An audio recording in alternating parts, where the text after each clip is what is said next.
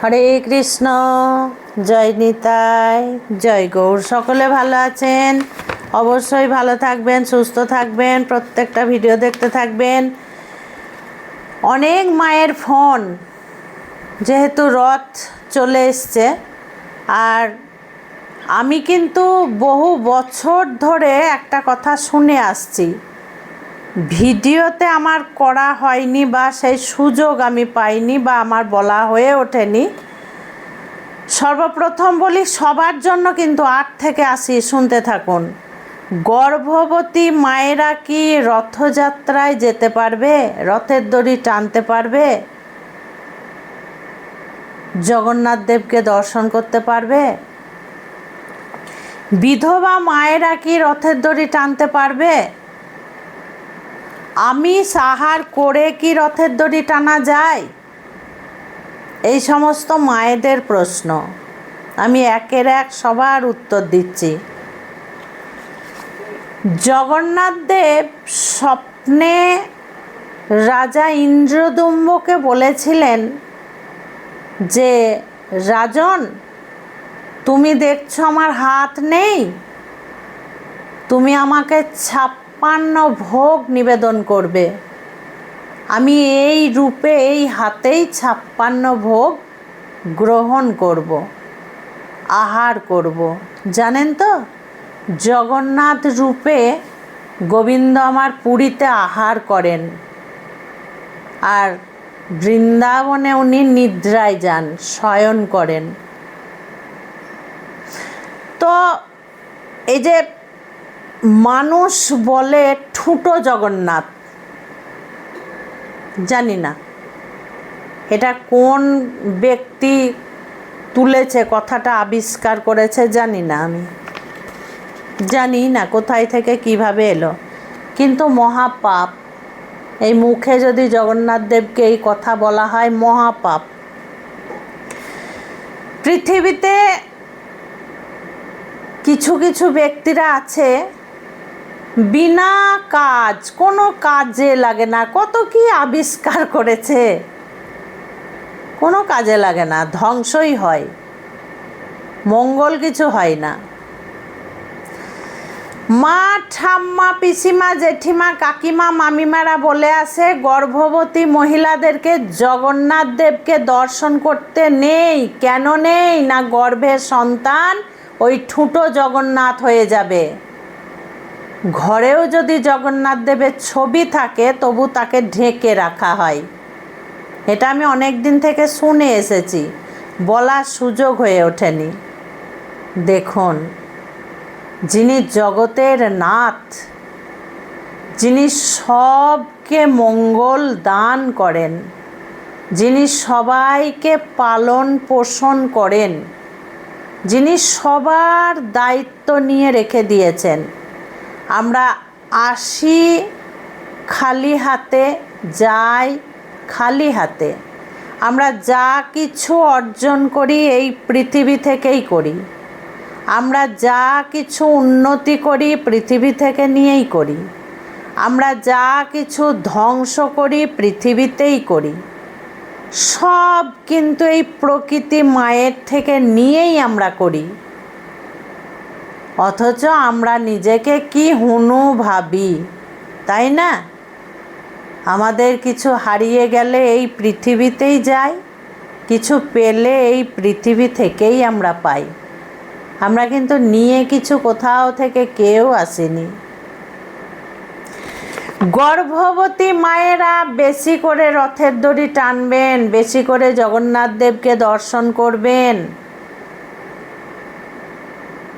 আপনাদের সন্তান খুব ভালো হবে, খুব ভালো হবে। এখানে কি বলা হয়েছে? শাস্ত্রতে বলা আছে 8 থেকে 80, নারী থেকে পুরুষ নির্বিশেষে সকলেই রথের দড়ি টানতে পারবে। কোনো সন্দেহ এখানে নেই, কোনো বিধিবিধান নেই। জগন্নাথ দেবের রথের দড়ি টানার অধিকার সকলের আছে। শুধু একটা জিনিস করবে না, সেটা কি? চপ্পল জুতো পরে রথের দড়ি টানবে না। তোমার বিনাশ কিন্তু হবেই হবে। যেমন জগৎবাসী দেখেছে চলে যাওয়া মুখ্যমন্ত্রী চপ্পল পায়ে দিয়ে দীঘাতে রথের দড়ি টেনেছিল, আর ওর পোষা পুলিশ একটা। আমি তখনই বলেছিলাম যে মমতার দিন এবার শেষ, আর ওর ঘোড়া খালি নেই, সব পাপে পূর্ণ হয়ে গেছে। আমি তখনও বলেছিলাম যে ওই পুলিশটা সনাতনী ধর্মের পুলিশ নয়, মানে সনাতনী ধর্মের থেকে উঠে আসা ব্যক্তিও নয়। বুট পায়ে দিয়ে রথের দড়ি চেপে ধরেছিল, আমি দেখেছিলাম। বিনাশ তো হতেই হলো, আর হবারই ছিল এটা। এই কাজ কেউ করবে না। চপ্পল পায়ে দিয়ে, জুতো পায়ে দিয়ে রথের দড়ি টানবে না, রথ স্পর্শ করবে না, এমনকি রথে পয়সাও দেবে না চপ্পল জুতো পায়ে দিয়ে। আর বিধবা মায়েরা কি রথের দড়ি টানতে পারবে? সকলে, কোনো বাধা নেই। মা, আমি খেয়ে কি রথের দড়ি টানতে পারবো? রথযাত্রা তো খুব শুভ, সেদিন চেষ্টা করবেন নিরামিষ আহার করা, তবু ঠিক আছে, সবার তো সুযোগ হয়ে উঠবে না। আমিষ খেয়েও রথের দড়ি টানা যাবে। কিভাবে? বিকেলবেলা রথ নিয়ে ছেলেরা বেরোবে, হাত পা মুখ ধুয়ে গঙ্গার জল মাথায় নিয়ে, আর যদি গঙ্গার জল না থাকে না থাকবে, কাপড় জামা ছেড়ে, ভাত খাওয়া কাপড় জামা ছেড়ে শুদ্ধ বস্ত্র পরে অবশ্যই রথের দড়ি টানবেন। আর এর আগেও আমি বলেছি, যে সন্তানেরা রথ নিয়ে যাবে তাদেরকে 10 টাকা 20 টাকা দেবে। তারা ভীষণ খুশি হবে এবং ওই রথ তারা বাড়ি নিয়ে গিয়ে সেই পয়সা নিয়ে তারা কিনে কেটে খাবে। ভগবান জগন্নাথ দেবকে দর্শন করলে আমাদের সর্বপাপ নষ্ট হয়ে যায়, এবং ভগবানকে দর্শন করলে আমাদেরকে আর এই পৃথিবীতে আসতে হয় না। এটা শাস্ত্রতে প্রমাণ দিচ্ছে বারবার। আমরা যতই পাপ করি না কেন, কখনো আমাদের সেই পাপ থাকবে না, ধুয়ে যাবে। অজান্তে জেনে শুনে পাপ করলে তার বিধিবিধান আলাদা আছে।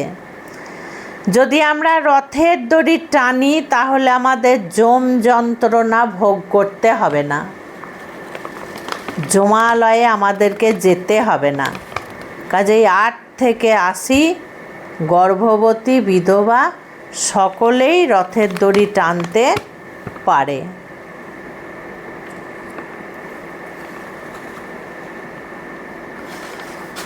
ভগবানকে দর্শন করতে নেই, এটা কানে শোনাও পাপ।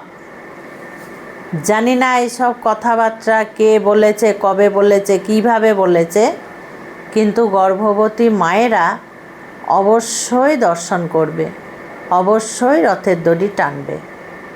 কাউরির কথা তোমরা শুনবে না, নিজের গর্ভের সন্তানের কথা তোমরা ভাববে। আজকে এই পর্যন্ত। রথযাত্রা তো চলেই এলো, আর দেরি নেই, আবার একটা বছরের অপেক্ষা। খুব ভালো থাকবে, সুস্থ থাকবে, সাবধানে থাকবে সবাই। আজকে আসছি। হরে কৃষ্ণ, জয় নিতাই, জয় গৌর।